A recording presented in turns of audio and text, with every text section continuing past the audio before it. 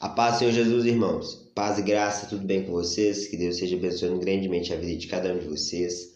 Neste vídeo eu quero estar falando aqui a respeito das 7 bem-aventuranças que elas estão distribuídas em todo o livro do Apocalipse. Então, são 7 bem-aventuranças, felizes são aqueles que fazem essas coisas.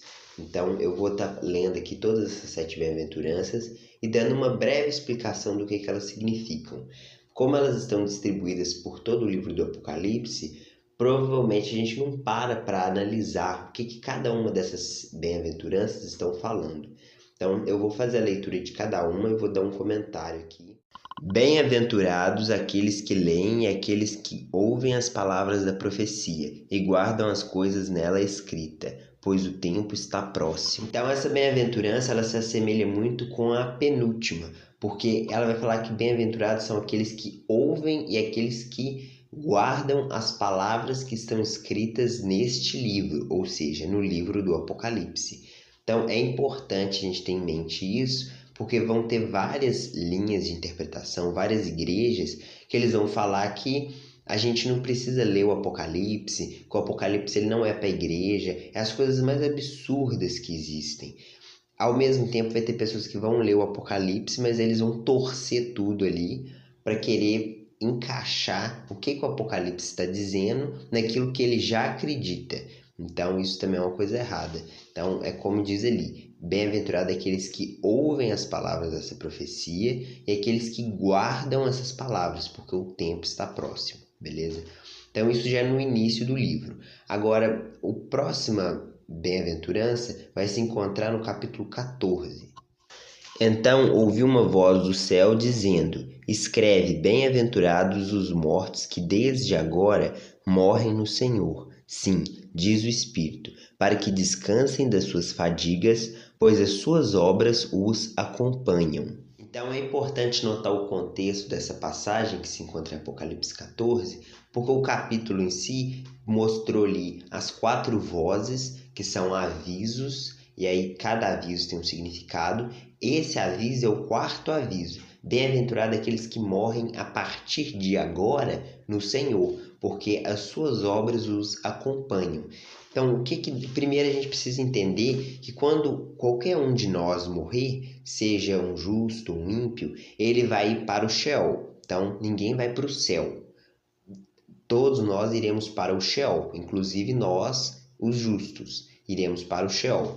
Então, quando Deus fala, bem-aventurado aqueles que morrem a partir de agora, dá a entender que Deus está falando da semana da metade da última semana para frente. Então, ele não está falando do tempo atual. Não é bem-aventurado quem morre agora, hoje, porque a pessoa vai ir para o Sheol e vai ficar esperando Jesus voltar.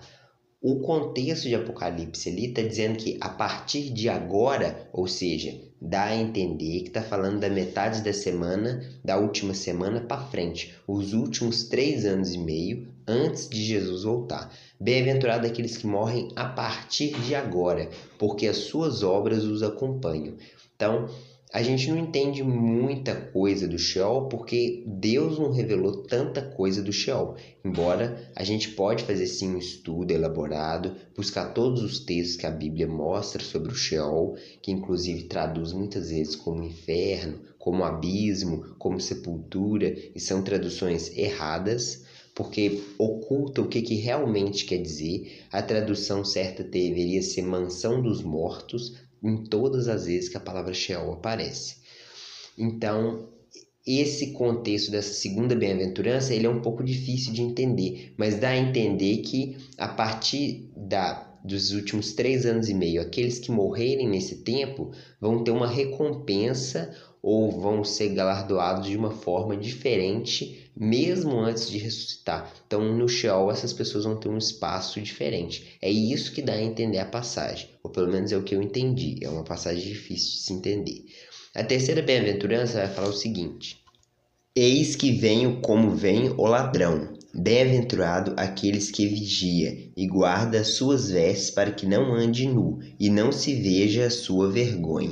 Então, essa passagem de Apocalipse 16, primeiro Jesus fala que ele vai vir como ladrão. São pouquíssimas as vezes que aparece em todo o Novo Testamento essa expressão.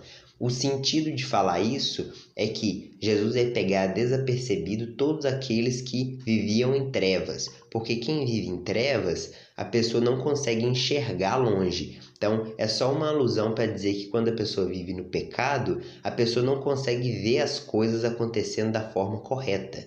Então, quando Jesus voltar, essas pessoas que estão presas em pecados, elas vão tomar um susto, né? É esse o sentido de falar que ele vem como ladrão.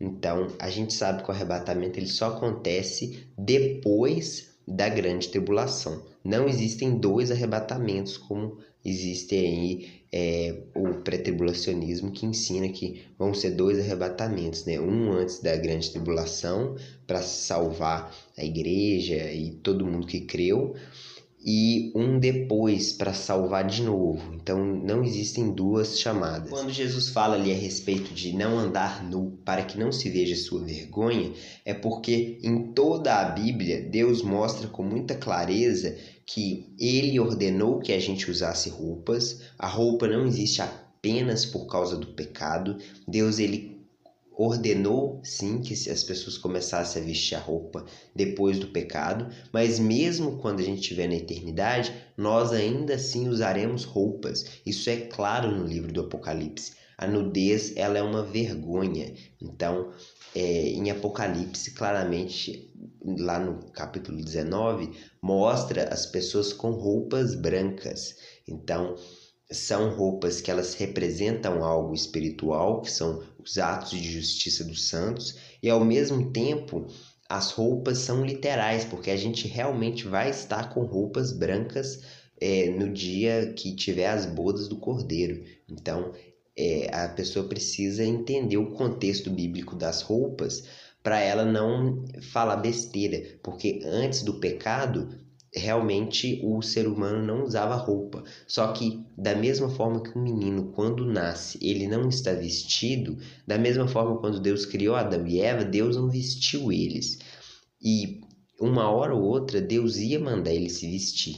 Então o pecado em si, a roupa, ela não se origina por causa em si do pecado. Ela se origina por causa da consciência, por causa da perca da ingenuidade. Entendeu? Então é mais ou menos esse o contexto das roupas em toda a Bíblia. Tem muita coisa ainda para falar. E na eternidade usaremos roupas. Agora a próxima bem-aventurança é a seguinte. Então me falou o anjo, escreve, bem-aventurado aqueles que são chamados à ceia das bodas do Cordeiro. E acrescentou, são estas as verdadeiras palavras de Deus. Então, bem-aventurado aqueles que são chamados às bodas da ceia do Cordeiro. O que são as bodas? Bodas é o casamento. É como se um homem e uma mulher fossem se casar e vai ter um grande banquete, uma grande festa. Mas uma festa enorme, uma festa que envolve muita gente, mas muita gente mesmo. É Cristo se casando com o seu povo, com a igreja, que são multidão de nações, povos e línguas. Então, esse casamento é simbolizado ali no casamento de um homem com uma mulher. E então uma grande festa, uma grande alegria. E todas as bodas, elas vão acontecer após o arrebatamento, que é por um período de 1000 anos, é o milênio. Então, tudo aquilo ali representa o começo de um casamento, né? Que é um casamento que ele dura para a eternidade. É o povo de Deus se casando com o próprio Senhor e levando isso para toda a eternidade, ok? Como, na verdade, foi o plano de Deus desde o início. Homem e mulher se casam até que a morte os separasse, né? Porque não tem a vida eterna, né? Então, até que a morte os separasse. Como nós vamos estar se casando com o Senhor, é como se isso vai durar para sempre, porque não vai ter morte o separe, nem para o Senhor, nem para nós, porque Deus nos dá a vida eterna. Agora, em Apocalipse 20, no versículo 6, se encontra a quinta bem-aventurança e fala o seguinte: bem-aventurado e santo é aquele que tem parte na primeira ressurreição. Sobre esses, a segunda morte não tem autoridade. Pelo contrário, serão sacerdotes de Deus e de Cristo e reinarão com eles os 1000 anos. Então, bem-aventurado e santo é aquele que tem parte na primeira ressurreição, porque é através da primeira ressurreição que você vai entrar para fazer parte da igreja, sendo sacerdote de Deus e de Cristo, e reinar com ele os 1000 anos. A primeira ressurreição ela acontece logo que Jesus volta, e aí se inicia um período de 1000 anos de muita prosperidade e paz nesta terra. A segunda ressurreição ela vai acontecer depois dos 1000 anos. Todas as pessoas que faziam parte, que eram fora da igreja, todas aquelas pessoas do mundo em geral, tanto aqueles que eram pessoas boas, honestas, viviam ali conforme um código moral de fazer o certo e evitar fazer o errado, mas eles não receberam o evangelho, ou aqueles que rejeitaram o evangelho, toda essa multidão de gente que apostatou da fé, todas as pessoas que não fizeram parte do povo de Deus e não permaneceram até o fim sendo fiéis, todos eles vão ressuscitar depois dos 1000 anos. E depois desses 1000 anos, aí a pessoa vai receber ou uma condenação ou a salvação. Em momento nenhum no Apocalipse 20 diz que na segunda ressurreição todos vão ser condenados. Não existe isso, porque todas aquelas pessoas que não receberam o evangelho, eles só ressuscitam depois dos 1000 anos. Então, se a pessoa era um índio, se a pessoa vivia num país na China onde era proibido o evangelho, ou a pessoa vivia na Europa, mas era muito catolicismo, então todas essas pessoas vão ressuscitar depois dos 1000 anos, e Deus vai julgar cada um de forma individual. Alguns vão ser salvos e outros vão ser condenados. Por isso que o versículo também vai falar, os versículos mais adiante, vai falar que e eles serão julgados segundo as suas obras. Significa que os que tiverem boas obras vão ser salvos, os que não tiverem vão ser condenados. Quanto à igreja, nós já vamos ter ressuscitado 1000 anos antes, que é quando Jesus volta. A gente já ressuscita e bem-aventurado e santo é aquele que já tem parte nessa primeira ressurreição, porque já passou de nós o juízo. A gente não vai passar num tribunal para ver se a gente vai ser salvo ou não. A gente já vai ressuscitar e já vai estar salvo, por mais que é preciso que todos nós vamos comparecer diante do tribunal de Deus para receber a recompensa. Então, Deus vai tanto corrigir como recompensar segundo as nossas obras. Então, a gente precisa passar por um tribunal, mas é um tribunal para galardão e não para ver se você vai ser salvo ou não. Porque se a pessoa já ressuscitou na primeira ressurreição, com certeza ela já está salva. Eis que venho sem demora, bem-aventurado aquele que guarda as palavras da profecia deste livro. Então, no início do livro, Jesus falou que bem-aventurado aqueles que ouvem e aqueles que leem as palavras dessa profecia. Quando chega no final do livro, Jesus encerra a mesma mensagem. Bem-aventurado aqueles que guardam a mensagem deste livro. Então, é só um começo e um fim das bem-aventuranças. E ainda existe uma sétima bem-aventurança, que é o seguinte: bem-aventurado aqueles que lavam as suas vestiduras no sangue do Cordeiro, para que lhes assista o direito à árvore da vida e entrem na cidade pelas portas. Essa passagem ela é importante e principalmente porque na maioria dos manuscritos mais antigos, até onde eu sei, o que está escrito na verdade e o que está em outras bíblias também, como a King James, é que bem-aventurado aqueles que praticam os seus mandamentos, para que lhes assista o direito à árvore da vida e entre na cidade pelas portas. Então, o que está escrito não é bem-aventurado aqueles que lavam as suas vestes no sangue do Cordeiro. Até porque isso já foi falado, se eu não me engano, em Apocalipse 7. Isso já é falado. Agora, então não faz sentido repetir de novo a mesma expressão. Mas, de qualquer forma, bem-aventurado aqueles que praticam os mandamentos de Jesus Cristo, para que coma da árvore da vida, que é uma alusão ao que acontecia no Éden, onde Adão e Eva eles tinham acesso à árvore da vida, e entre na cidade pelas portas, porque é uma referência também à Nova Jerusalém.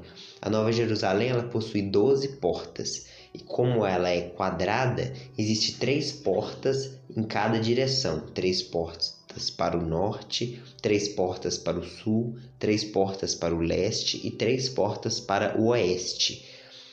Em cada uma dessas portas existe a inscrição. Cada porta é a porta de uma tribo. Então, a tribo de Judá entra por essa porta. A tribo de Manassés entra por essa porta. A tribo de Gade entra por essa porta. E aí cada porta representa uma tribo. E nós vamos entrar pelas portas, porque Deus está formando um Israel espiritual. Muito daquilo que acontecia no Antigo Testamento, para não falar tudo, são símbolos e coisas que Deus está querendo mostrar para a gente nos dias de hoje. Ou seja, Deus formou um Israel segundo a carne naquele tempo, quando Deus tirou o povo do Egito. Então Deus formou um Israel para ele segundo a carne. Você fazia parte de Israel se seu pai e sua mãe fossem israelitas. Agora, na ressurreição, o que Deus está querendo formar é mais ou menos aquilo que ele fez no passado.